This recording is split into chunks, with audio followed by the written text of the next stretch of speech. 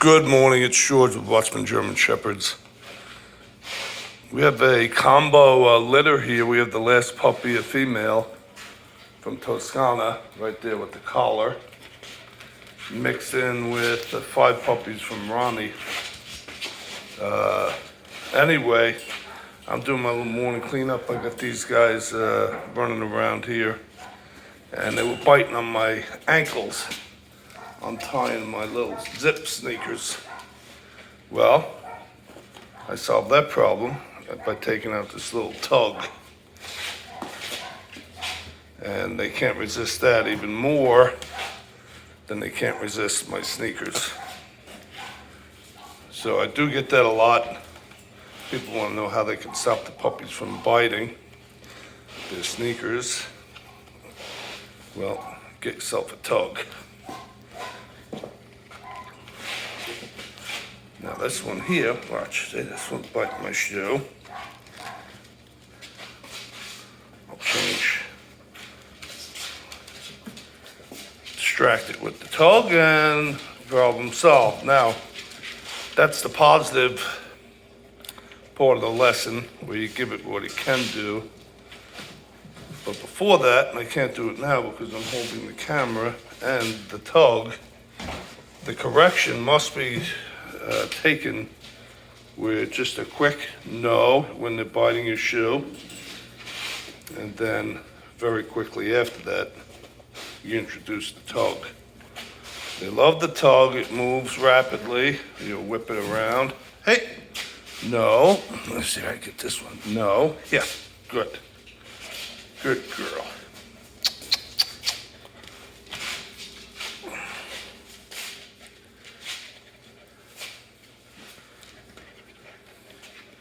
And these guys are really fast puppies.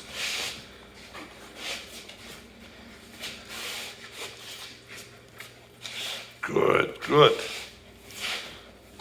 So if I didn't have this tug and I was moving around, as they were before I started the film, they were all biting at my socks, my ankles, untying my little zip sneaker, and they were nonstop. So as soon as I took this little towel out, they got something they can chase, bite, and that whole thing there. So, and that's what they want to do. Here's this puppy. Let's see. Really digging in on my ankle. No. Here. So I give that puppy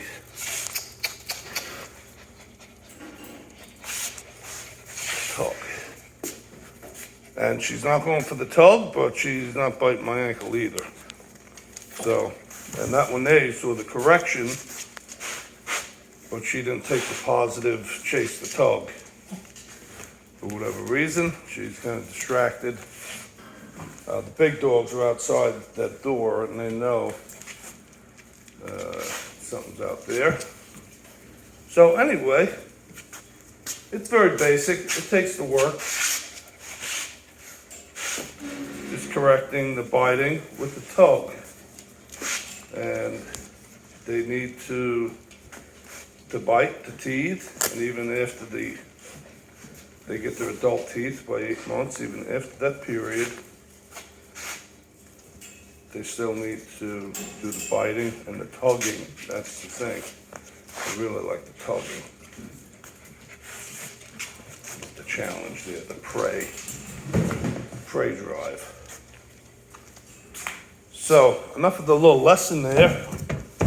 We get a little cuteness footage here. I'm gonna go inside this box because these guys are incessant in their movement.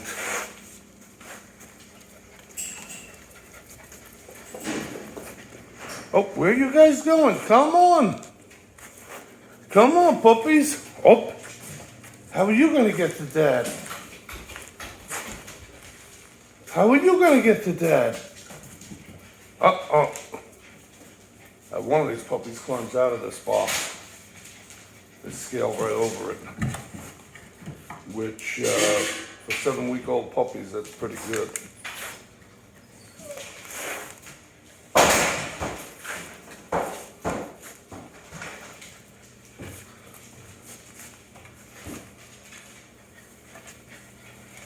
When you got that puppy, right, they're gonna want action. They just got up, starting their day, and they wanna have something to do.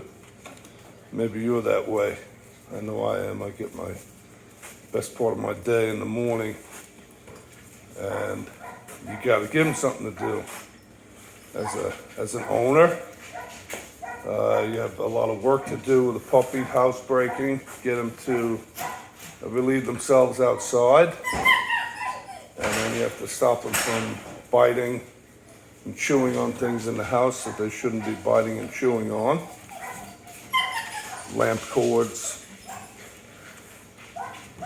the corner of your wood molding, the bottom of your couch, maybe you have a little skirt around your bed, and so you have to be on top of that. And I tell people to set the puppy up for success.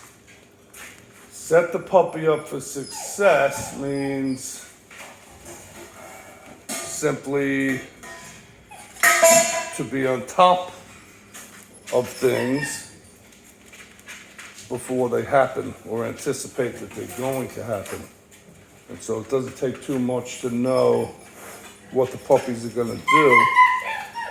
For instance, you let the puppy out of the crate in the morning and you know they need to relieve themselves, so you take them outside. You just set the puppy up for success. You bring the puppy back in the house, give it breakfast, take it back outside.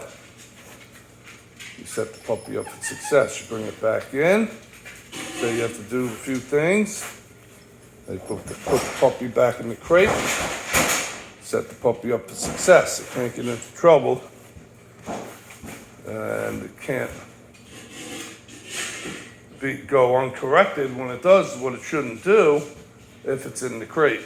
And so, but you got to spend time, especially in the beginning with these things. The puppy needs attention. You can't keep it in the crate for prolonged periods.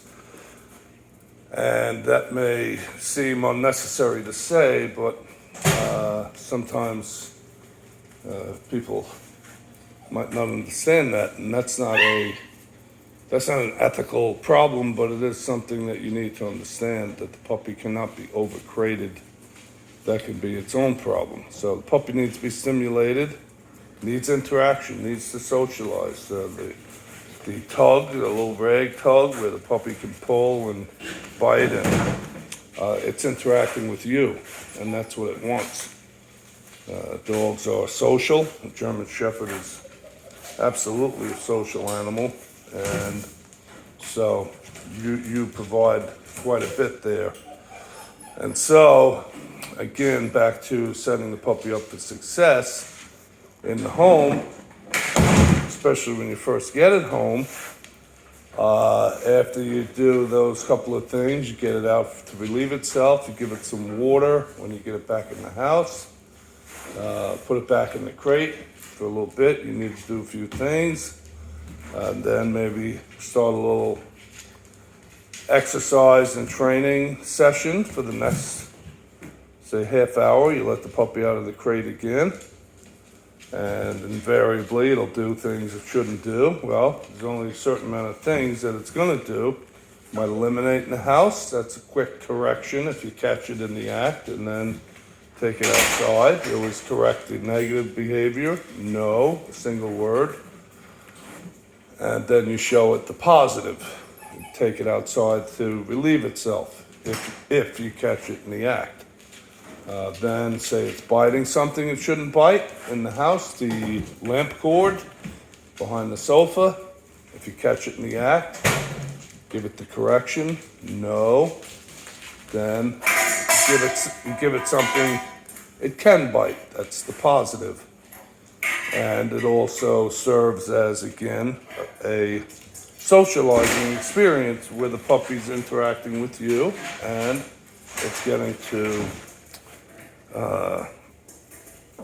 to satisfy that need to tug and to pull and all that. So, and the whole day basically goes that way, and especially in the beginning. And then the puppy will learn the rules of the house there and the do's and the don'ts. And you can always, for the life of the puppy, dog, you can always add more and more training. And that's always a good thing. And so, just one last thing I'd say, that the point there, you bring your puppy to local stores. Pet stores are always pet friendly. Bring the puppy in on a leash. Maybe get it going in some classes, AKC sanctioned classes. Usually the local Petco or your local pet store will be involved in those types of things there through the AKC, which we certainly are members of, and push the things that they do because it promotes puppy well-being, health, and socialization, and of course the training, stimulate all those things that the puppy needs to be stimulated by. And so, well, really basic, but it's not too basic. It wants to be understood, and I trust I got a few points across in this little video. It's kind of a combination teaching instruction video with a little cuteness going on here, and a little update with this litter, certainly from Ronnie. There's 5 puppies, 1, 2, 3, 4, 5, and then the 1 puppy here with the collar. She's going home today. This puppy is from Toscana, and Cross is the dad in both litters. So until next time, the Lord bless you as you trust Him. If you have not subscribed to the channel, I'd appreciate it if you did. It's free. And then like, share, comment, questions. If you're not familiar with YouTube, that's just basic interacting with the video, giving approval, thumbs up. And if you have any questions or comments, those are always welcome. And again, back to the Lord bless you as you trust Him today. Trust the Lord today, and I hope you enjoyed this video. You take care.